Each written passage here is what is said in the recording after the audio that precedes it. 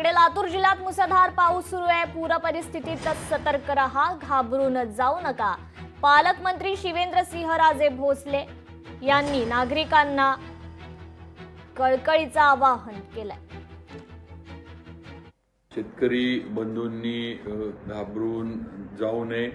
राज्य शासन आणि मुख्यमंत्री देवेंद्रजी फडणवीस आणि उपमुख्यमंत्री सर्वच या याच्यावर तुम्हाला मदत करण्यासाठी आम्ही सर्वजण तुमच्या बरोबर आहोत।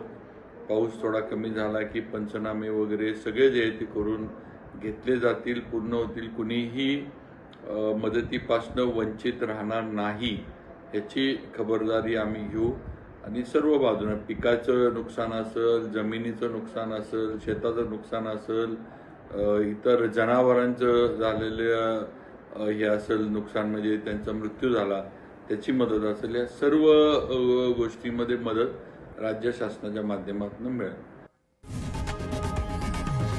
लोकशाही मराठी ऐका, पहा, जागरूक रहा।